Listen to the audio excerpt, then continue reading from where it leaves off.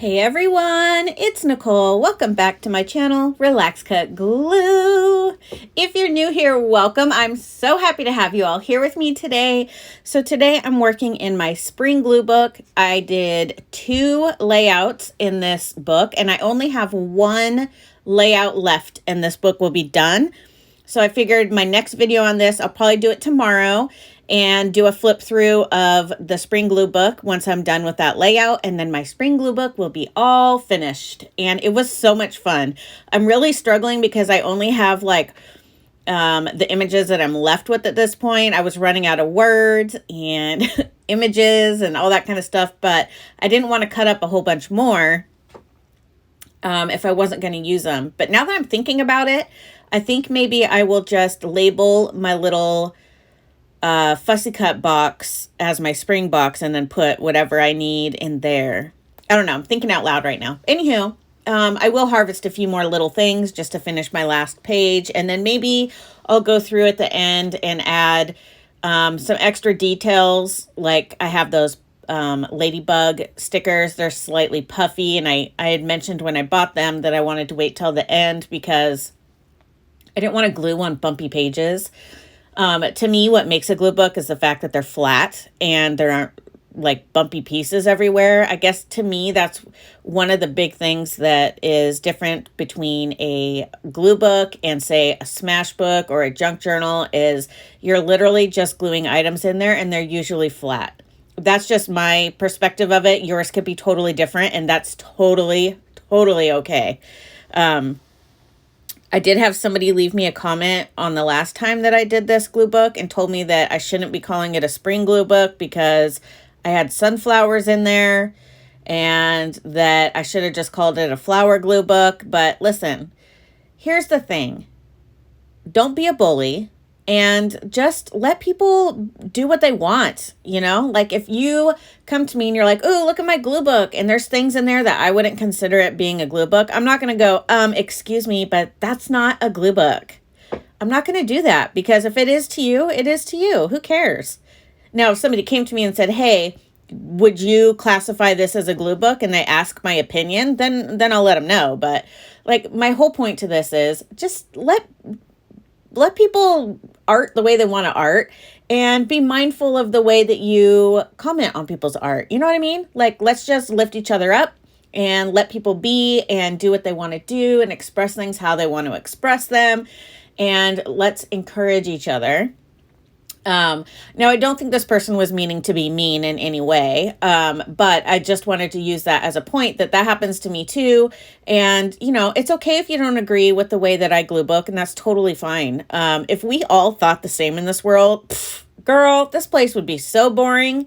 I welcome the fact that people think differently than me. I want to be challenged. I want to hear new ideas and new thoughts. And, I really go by the philosophy, if we were all the same, if we all had the same political beliefs or religious beliefs or whatever beliefs, how dull would this play? We'd be like a bunch of robots because we all thought the same. Blah, boring. No, thank you. Pass. Anyways, okay, moving on. So I'm still anxious about my husband's surgery. I know you guys are probably so sick of hearing about it and I apologize. Actually, I don't apologize because I need to talk about it and you guys are like, you know, you've been through this whole journey with me. If you're new to my channel, in November, my husband was admitted into the hospital for a week because he has issues with his colon and he's having colon surgery in 2 days. And today he goes to the hospital to get all the like writing put all over his body and then they're going to tape over it. He's started his prep for his surgery, started over the weekend. So we have different things we have to do every single day. And tomorrow is a very big day. He has stuff he has to do constantly, medications he has to take, treatments he has to do, like all kinds of stuff. It's absolutely insane. So, and he will be up all night, the night before his surgery, because he has procedures and medications he has to take upon every hour leading up to his surgery. So he's going to be very tired. So he gets a little cranky when he's tired, which is funny because my husband's like the nicest guy, but it's like he turns into something like not himself when he's tired. And he doesn't remember it either. So we've talked about, let's be kind to our nurses. I'm such a mom. And he's like, well, I'm always nice. I'm like, well, anyways, he's nice. And I hope we get to see some of the same nurses we saw last time, because we had some good ones. Let me tell you, thank you to all of you nurses out there. I know I thanked you, Lynn, yesterday or the day before for all you do. Lynn is a Glue Crew member of mine, and she is a nurse. And I know Deb, she's also a Glue Crew member of mine. I believe you're a retired nurse. I have a lot of nurses in my family as well. I can think of at least three right off four. I have one doctor and three nurses that I can think of off the top of my head, and I'm sure I have more. But you guys are amazing, and I just want to say that to all of you. You make or break a person's medical journey, I'm telling you, because when a nurse comes in with a great bedside manner, and listen, their job is hard. I don't blame them for being cranky or whatnot at any point in time. They're up for very long points of time, sometimes a couple days. They don't get to eat like we get to eat. They have to hurry up. They've got patients calling them for like crazy things. I always feel bad when I have to ask the nurse for something. I know I shouldn't. I have an anxiety disorder. But I appreciate all the nurses, because, man, they work so hard and they do so many things and they really help. I mean, I'm telling you, when we get a bad nurse, it just makes everything so much worse, doesn't it? So anyways, I just wanted, and I don't mean a bad nurse. Nurses aren't bad. You know what I mean? Like a cranky one, or one that doesn't do their job up to par, I guess, I don't know how to explain. I guess 9 years ago, my husband also had to be admitted into the hospital for a week for the same thing. And it was an atrocious experience. The nurses wouldn't check on us for 9-hour stretches. I'm not even joking. Yes, I talked to the hospital about it. They would, when they're supposed to come in and check on you, they would just come in and like put a little check mark on their little whiteboard right inside the door. They wouldn't even acknowledge us at all. I had to count all my husband's urine and calculate it and mark it down. It was just a whole thing. It was 9 years ago. Today I would be a totally different person, and I would, fix that whole situation. But I digress. My point to that is, it really made the difference this last time when we had some really great nurses, and, no offense, men, but you can be a little hard to care for sometimes. And they did a great job. And we even had a couple really good male nurses. One of them, in fact, at the end was fantastic. I really loved him. So anyways, I digress. My point to all that is thank you, nurses, for all you do. I appreciate you. Even the ones that are cranky, because I get it. So I had a lot of fun with this. I was pretty much all I have left is like flowers. So I'm trying to add other elements like some bunnies, and I have some kitties and butterflies. I don't have any more bees, but I'm going to go through my stickers. And I think tomorrow when I finish this glue book, I'll go through when I do kind of a flip through, and I'll add stickers to things. I'm pretty sure I have some bee sticker. I mean, I know I have bee stickers. Come on. I have sticker books up the wazoo. I want to add some of those. And then I know I have some vegetable stickers that I want to add, and things like that. And then we'll do the final flip through. I think that'll be fun. I've been really getting into adding stickers to my glue books. I have a plethora of them, and I continue to collect them because I'm obsessed with stickers. Girl, don't lie. You know you are too. Come on now. We're all addicted to stickers. I love stickers. So anyways, I have a big old basket here. I'm going to go through there and find some stickers that I can put on here. I might even have some Easter ones or something. So the only pages that I have left are the middle of the book, the middle layout. So I don't know. At first I was thinking I'd do like an Easter layout in there, but I don't know. I don't really think I want to. We'll see what I have and then see how I feel tomorrow. So. Oh, man. What is your best rose growing tip? I love roses. I love them. I used to love when I was a kid because I've talked about this, how I mean, I was born in the 70s. I was a kid in the 80s and 90s and a teenager in the 90s. We played outside and I loved playing outside. And I loved looking for bugs. And like I've talked about in my glue crew video, I love looking for salamanders. But one of the things I love to do, and let me know if you did this as a kid too. I might even do it still to this day because I'm a weirdo. But when there would be roses and you'd see like the aphids where they had their little nest was like spit. It looked like saliva. And then you could dig through there and find the little green aphids. Oh my gosh, I loved that. I don't know why, but I did. Because, I'm a weirdo. I'm a weirdo, baby. I loved that though. We had a great backyard growing up. It was pretty big. We had a lot of fruit trees. We had 2 types of apple trees. There was a plum tree that was technically my neighbor's, but half of it fell over into our yard. So we ate plums all the time. We had huge raspberry bushes. Every year my dad would chop them down to like little nubs and my mom would be like, they better come back next year. Same thing I do to my husband now when he cuts down my rose bush. And then they would come back like tenfold. And we loved eating the raspberries off the bush. I mean, there's nothing better like than a warm, sunny day. And you're just like, we had like an above ground swimming pool and, we'd go swimming in it and then pick a couple raspberries off the raspberry bush. And our dog growing up was, a yellow lab, but she had some kind of mix. She was something else too. We got her from the animal shelter when she was a puppy. But she loved the raspberries, but she wouldn't really go for the ones that were on the ground that fell off. She wanted to daintily pick them one by one off the bush. It was hilarious. We loved that pool growing up. I was just talking to my mom about that the other day. So my dad was an environmental scientist and he worked downtown and he would ride his bicycle to work every day and back. He was an avid cyclist. He absolutely loved it.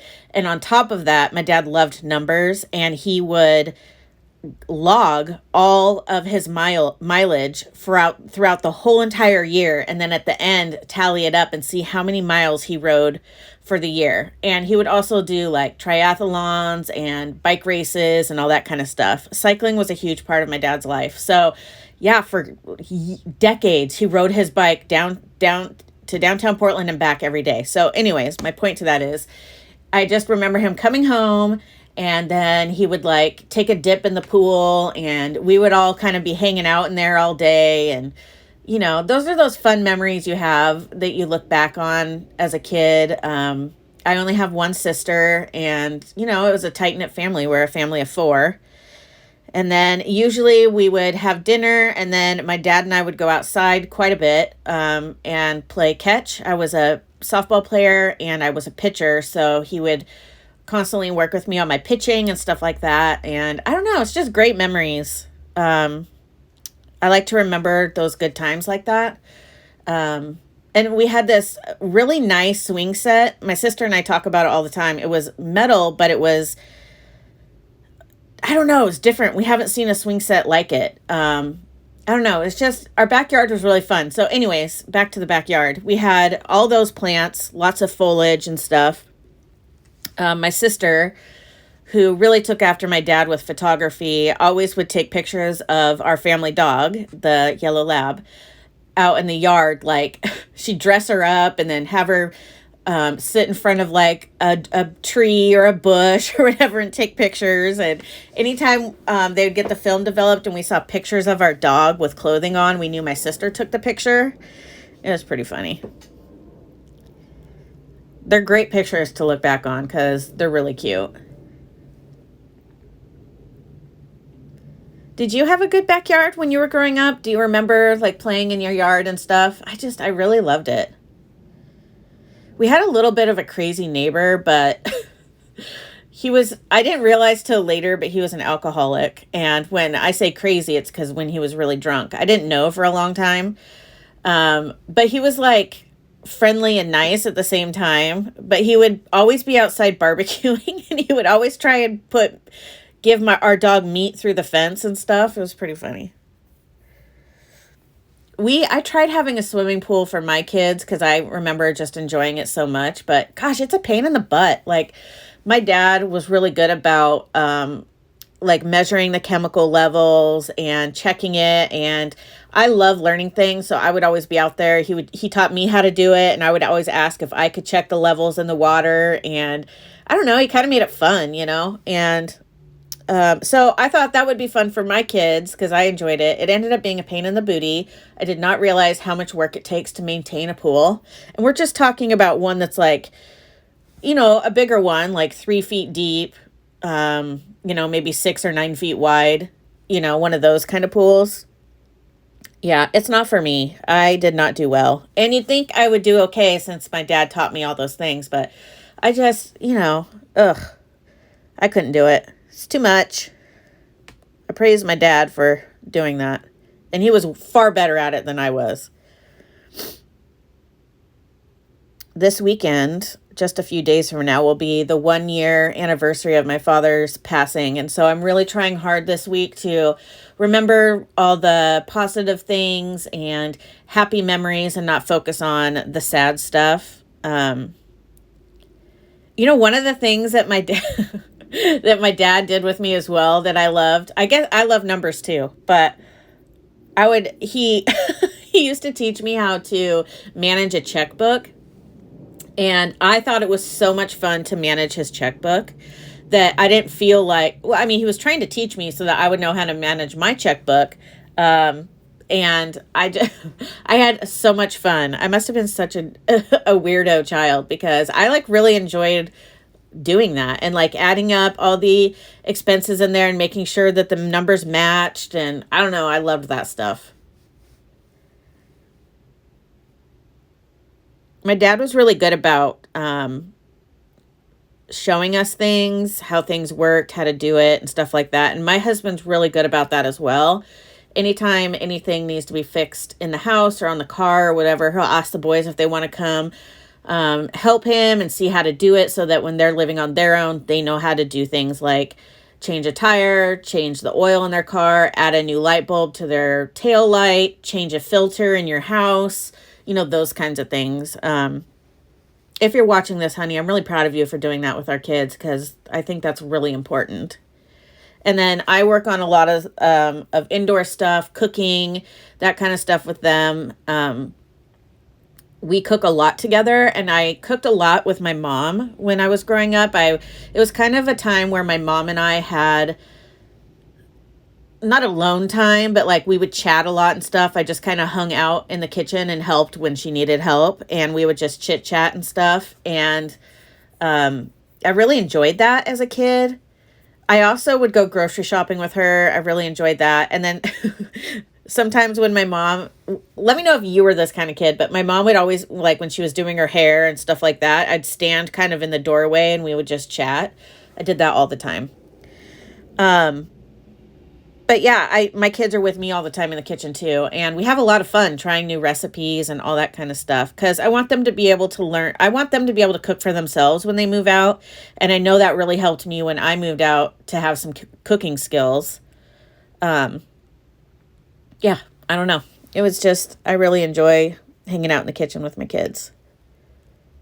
And of course, anytime they have an art project, they come to mama. And I'm like, this is my time to shine.